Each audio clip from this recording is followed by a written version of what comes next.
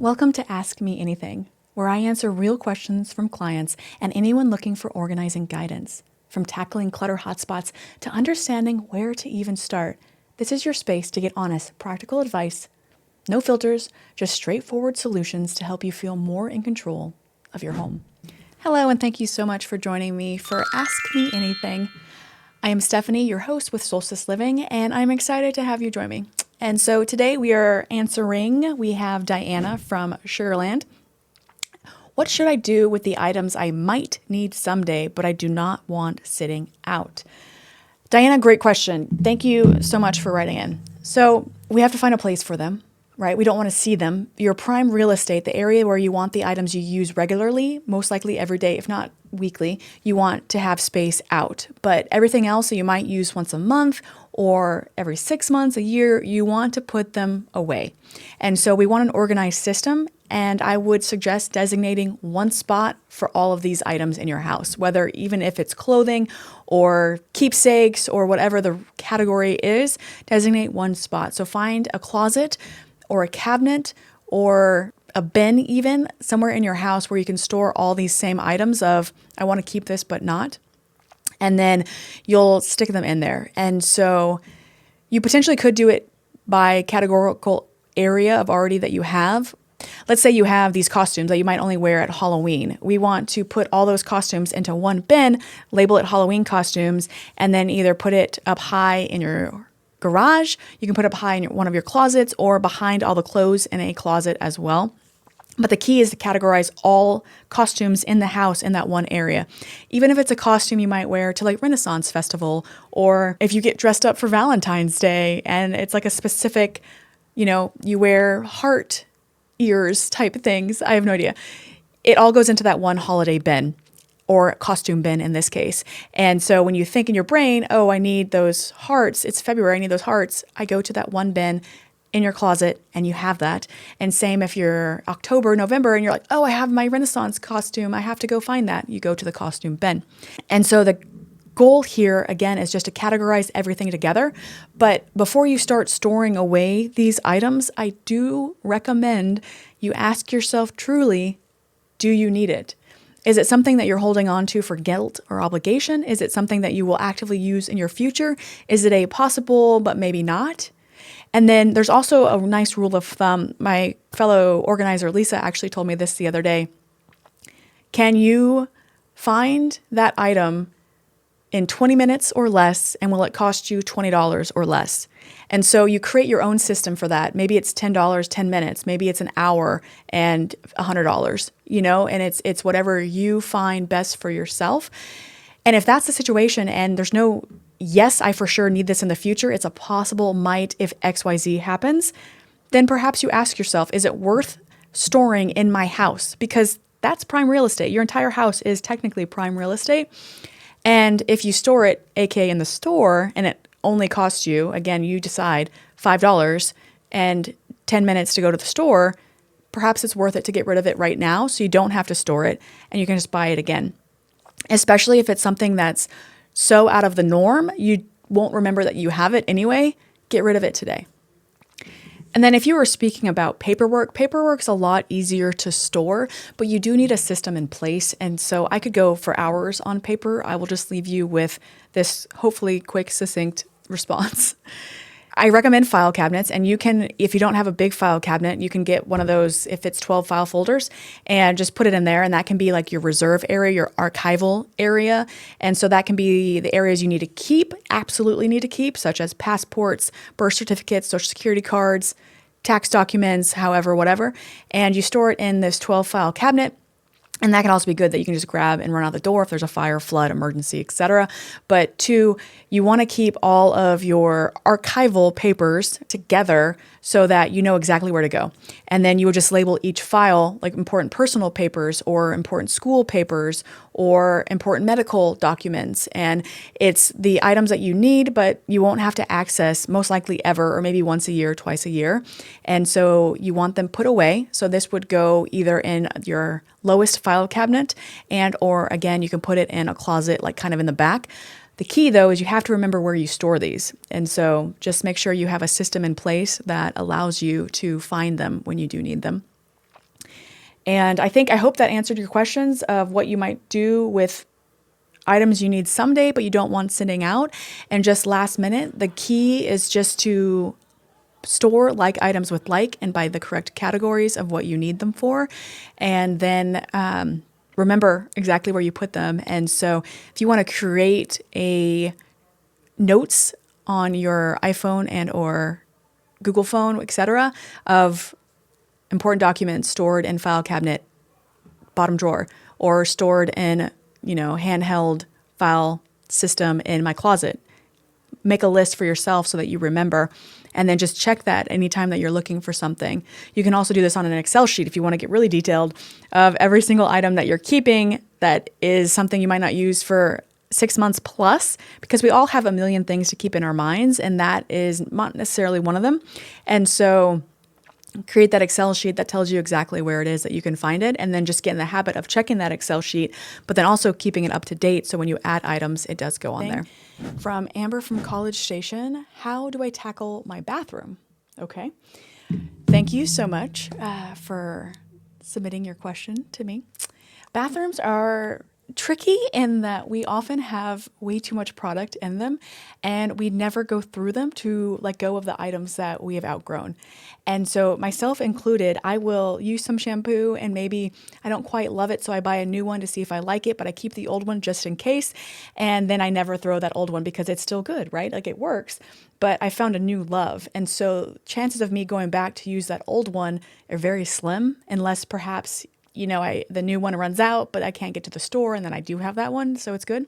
So I would either A, recommend that you do toss it because how many months and or years has it been since you've used that original one? Or two, just shift it to your guest bathroom, or like I'm taking my old one right now. I just switched shampoos literally last night. I'm taking the one that I have been using that still has about a quarter of a bottle, and I'm taking it to my mom's and sticking it in her guest bathroom that I use when I'm there. And so I'll still be able to use that, but it's not in my own bathroom. So the biggest key for organizing bathrooms, honestly, any place that you organize, you put hands on every item. But in bathrooms, I think it's more important because we have so many expired items that we just hold on to because we have a bin full of first aid and we just keep it, even though that ointment expired in 2017. And is it still good? Maybe, and maybe not. And so your choice. I have some clients who they will keep everything, no matter what it is or when it expired. And I have other clients, if it's expired one day, it goes into the trash. And so you have to decide for yourself what is your expiration date that you will get rid of products. And some products don't have dates and others definitely do. And so that is your choice, but place hands on every item.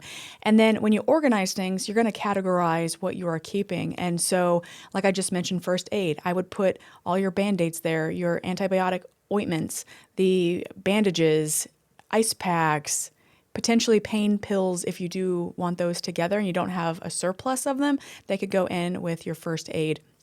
And then you put it in a bin or a drawer, but the key is to label it first aid. So if anyone went into your bathroom, opens your cabinet, they're able to pull it out and find exactly what they need and they want because it's all in that one space.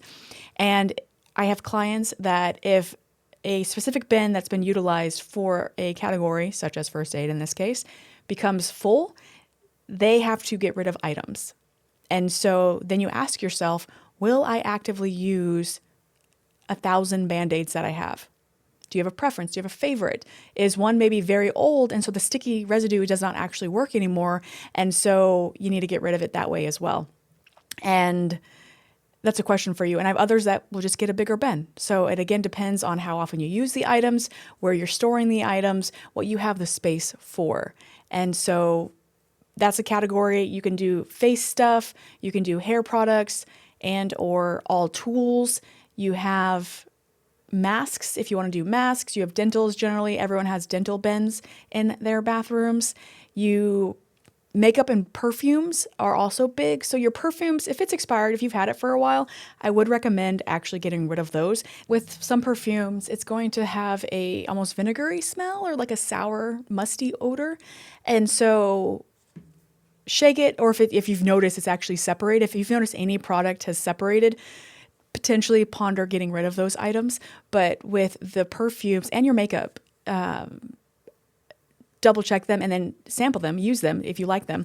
With your makeup product, especially anything with the eyes, I know that that is something that you need to get rid of quite often just because they do have like little bugs in them, and not that you can see, but that they're not good for you the longer that you have them. And so be recycling through those and then get rid of the old. So keep a trash can in your bathroom for you so that when you have an old product or a product that you are like, I don't want to keep this, or I might keep it just in case, just get rid of it.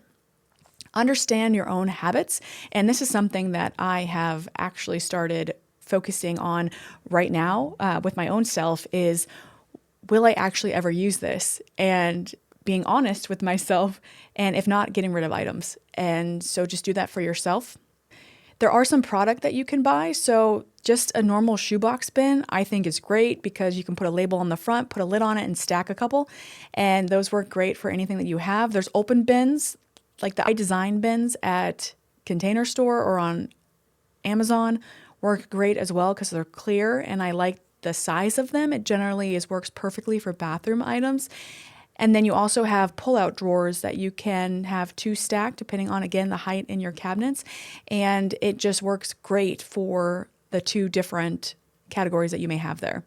And so I highly recommend pantries and bathrooms are two areas where you need product because you just have so many different categories. And unless you have 4 items, and then of course you don't need necessarily any items unless maybe a lazy Susan. But your goal is to have everything fit neatly and organized in the space that you have. And so buy bins that maximize the depth of your cabinets, and then buy ones that maximize the height as well. And so take those measurements and then go from there. And so key always with a bathroom is to purge first. So place hands on everything and get rid of what you know you will not use. Be honest with yourself. I give you permission, just toss it. Hard part with organizing, I understand, is that we feel guilty when we throw things away, but just take it as a lesson and do better going forward so you're not creating so much waste. And then place hands on everything, categorize it as you're placing hands on things and the items that you keep. So all your makeup goes together, all your lotions go together, all your dental go together, etc. And then you're good to go. And at the very end, you will put all the chaos back into the bins, put them back in, make sure they're labeled, and you have a beautiful, beautiful bathroom. So I hope that helps. Let me know if you have any questions specifically to the rant that I just went on for 7 minutes, and then we'll go from there. Question is from Corey from Richmond. When do you know when it's time to throw things away and when it's okay to keep things around? Basically, I've held on to things for way too long and I never know what to get rid of and when. I had boxes for computer monitors for a good 6 years and I never touched them. They were cluttering things up. Well, Corey, that is an awesome question, and one that so many clients ask me, or I see it when I'm in their house. Electronics are one of the biggest boxes in people's homes, and or even older electronics. And so they might have old cell phones still, old laptops, because they have to clear it. They have the boxes for their computer monitors, like you, their printers, their speakers, the TV, everything. And so my advice to you is that, one, if you want to return it, I recommend you keep the original packaging. So wherever you bought it from, look to see what the return policy is. Is it 30 days, 90 days, 6 months? And I would keep the box and packaging for the duration of that in case you decide to return it. Once that return period is over, go ahead and get rid of the box. Most of those stores, if there's a warranty on it, like it's defective, it's broken, and you need to send it back to either repair and or replace, they don't require the original packaging. They might prefer it because it keeps it safe and protected, but they don't require it. The second thing is, if you plan to move a lot and you have a very fragile TV, you may want to keep the box. Your movers and your packers do a great job of creating boxes that fit every item you have in your house. And so you can keep it for that purpose, or you don't have to. And then generally for the warranty, I think they need like proof of purchase. So ideally a receipt, the serial number for the item, and then condition of the item, and that's it. And the manuals that people keep, this is another one, let it go. Nowadays, all those manuals are online. And so if your product, generally it does have the serial number on it, but if it doesn't, take a picture of that that's on the box, and you can start saving these in a photo folder on your phone or even on your computer. And then that way, if you do have an issue with your product, you can just go to that file folder and find the exact serial number, but there's no need to keep an entire box, especially if it's like a refrigerator or like a big ticket item. Get rid of that box. No need to keep it. And also like those old cables and chargers that we all have, yes, myself included, I have whittled it down a lot just because I see all my clients and what they have. And so I've organized my own and I just put it by each device type. So if it's USB-C to USB-C, USB to USB-C, micro USB, whatever the object is, I put it in one spot. And then all the adapters go into one spot as well, so that if I know what I need, I go exactly to the individual bag that it's being stored in. So it's okay to get rid of these cables now and not hold on to them. If there's something that you still own, of course, keep the cable and the charger and such. But if you don't own it anymore, you don't know what it's to, go ahead and release it, because it's probably been in that box for at least a year, if not multiple years, and you haven't needed it since. Right? Another item that I see in everybody's homes still are the instruction manuals. And so these are all online. Move them along. There was this one client, the husband was so upset because the wife was like, get rid of them, we don't need them. And it was a drawer full below the fridge, massive drawer. And we just recycled all of them. And he was just standing there and you could see it physically was hurting him. And she was just very adamant, we can find these online. You have never once looked at these in the 12 years that we have lived in this house. We are getting rid of these. And so we allowed him to keep, I think it was like 4 maybe, the ones that he actively thinks he will look at in the future. But we got rid of all of them. And half of them, they didn't have any more either. And so that is a number one test is, do you still own the product? A lot of times we get clutter blindness and we stop seeing the boxes or the manuals or whatever it is that's gathering. And so we're just storing it for no reason. And that's taking up space in our environments. And every space in our homes is prime real estate. And so you want to maximize, only keep the things that you love around you and let go of everything else. And we'll just refer back to that expired beauty products is a big one as well. Release it. Once you replace an item, give it 2 weeks, max of 30 days, and then let it go. You're not going to go back to it ever again. And by the time you may consider going back to it, it has probably started separating. The chemicals in there are just not conducive to whatever task they are supposed to help you with. And so move those along as well. Oh, so we all keep the extra hardware that comes with products that we put together, right? I have a bin full of this, and it's like the miscellaneous screws, those, what are they, Allen wrenches? Correct me if I'm wrong there, but that are the generic standard size that people potentially have 20 of these things. And I'm always asking them, do you need 20? Can we keep, okay, 2? We'll keep 2. The exact same thing, we'll keep 2. Can we get rid of the rest, please?